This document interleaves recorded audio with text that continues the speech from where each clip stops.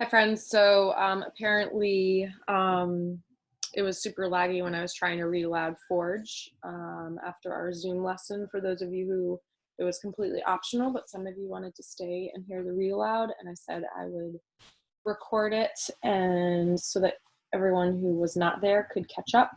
But yeah, my internet was not great, so I'm gonna try it this way. Hopefully you'll be able to hear the whole first chapter. I'll post it on Google Classroom. I'll also post a summary of Chains, because if you were in 213, you read Chains, but if you were in 211, you did not. So this is the sequel to Chains. I've heard that you can read the three books, Chains, Forge, and Ashes, separately, with not sequentially.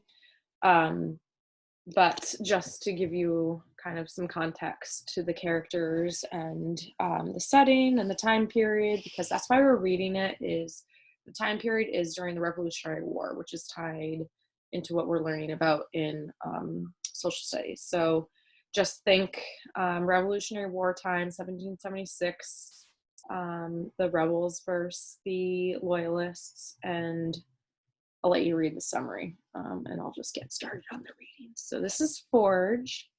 I'm going to read the back of the book first, and then I'm going to try to do some fancy, you can read the words on my Kindle app while I read it aloud. And I like that feature. I think it's going to work out because you can stop my recording when you have an idea, a thought, a theory, and jot it down in your reader's notebook or some form of paper notebook. And then when we come together and talk about it, or you submit some sort of a response, you can draw from your notes and re-listen on your own, which is basically like rereading. When you're like, oh, I think that's important, I will go back and reread that part to get a deeper meaning or to answer some questions that I had. All right, so the back of the story says, would you risk everything to be free? The young soldiers at Valley Forge are suffering from hunger, cold, and the threat of the British Army. Their newly forged bonds of friendship might be enough to help them survive, but the chains of Curzon's past threaten to shackle him. Surrounded by the fires of ignorance, mistrust, and greed, Curzon can't risk sharing his deadly secrets with anyone. Does he have the mettle to hold on to his freedom, to claim his rightful place as an American? Is he strong enough to find the answer to the hardest question of all? Is Isabel still alive? This is the second book in Laurie Halse Anderson's thrilling Seeds of America trilogy, which started with her best-selling, award-winning novel Chains and ends with Ashes.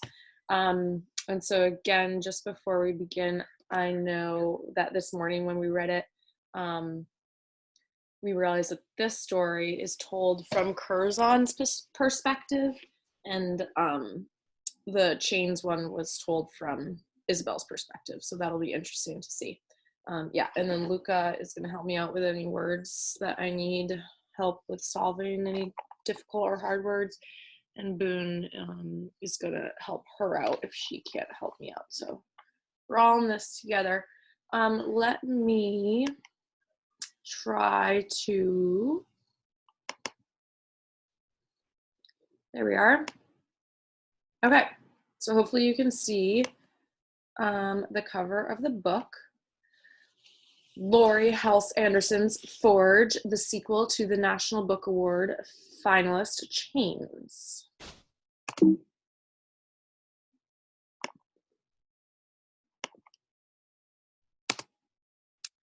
When Abigail Adams was mourning the deaths of her parents, she quoted a popular paraphrase of a psalm in her letters to her husband John.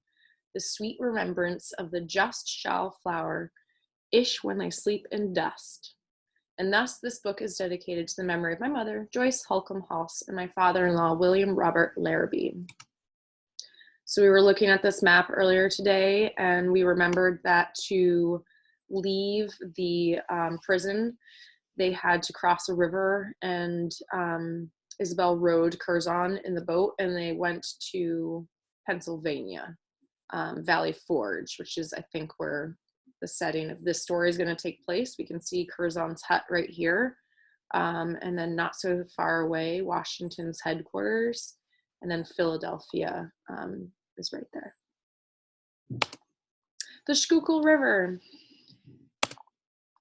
I swam that in a triathlon. 3 times. Part 1. Sunday, January 19th, 1777. We have it in our power to begin the world over again. The birth, day of a new world is at hand. Thomas Paine, Common Sense. Can you walk? Someone asked me. I blinked against the bright light and squinted. I was sitting in a rowboat half pulled onto a snowy riverbank. The cold was a beast gnawing at my fingers and toes. I closed my eyes and struggled to think past the ice cluttering my head. This is a fantastical dream created by my fever. In truth, I am still a prisoner of the war in Bridewell. I sniffed. The air here was cold but clean, without the stink of jailed men and death. No matter, 'tis still a dream. I drifted back towards sleep. Curzon, someone twisted my ear. I beg you, I flinched. Open your eyes, the voice commanded. We must hurry away from here. I blinked again. Before me sat a girl, her right cheek scarred by a branding iron, her eyes swollen with fatigue. 'Twas Isabel, who was my friend. I blinked for the 3rd time and took a deep breath. Isabel's hands lay in her lap, bleeding from torn blisters. The handles of both oars were bloodstained where she had gripped them. Like a flint hitting steel, a memory sparked, then flared. Isabel had freed me from the Bridewell prison. She'd rowed a boat, this ancient boat, all night long, rowed us away from Manhattan, the British Army, and those who owned us. The memory exploded. We are free. I stood, legs quivering, head pounding, heart leaping. You did it! How? Don't matter. Country, you did it. She shook her head violently and pulled me back down to my seat, a shaky finger on her lips to quiet me. Hush. But it's wondrous, I said, voice low. Is it not? Yes, she whispered. No. The wind swirled a veil of snow between us, perhaps. Do you know of a safe house whereabouts? I asked. The names of folks who would help us? We have to help ourselves. She looked over her shoulder at the field beyond the riverbank. We have a handful of silver coins, some meat, and a map. I forged a pass too, but the river ruined it. She wrung out the water from the bottom of her skirt. We have to walk to Charleston. Charleston? Why? That's where Ruth is. I knew then that her mind had been addled by the exertions of our escape. Isabel's little sister had been sold away to the islands. The child was likely dead, but I could not say this to Isabel, not right then. The river gurgled and tugged, trying to pull the boat back into the current. I clutched at the sides of the unsteady craft and shivered. Isabel had brought us this far. Now it was up to me. But how? We were escaped slaves, half froze and exhausted. We needed to warm ourselves, sleep, and eat. But above all, we had to stay hidden. The business of returning or selling runaways was profitable for both redcoats and rebels. I tallied our advantages: a few coins, food enough for a few meals. Disadvantages: no horse, no gun, no one to trust. A large piece of ice floated down the river as a second truth crackled in me. This freedom could kill us. Okay, so I'm going to stop the recording there, but I will post, I guess I don't need to tell you guys this, but I will post this recording to Google Classroom along with some discussion related assignments, and I look forward to hearing what you guys think. Thank you for listening.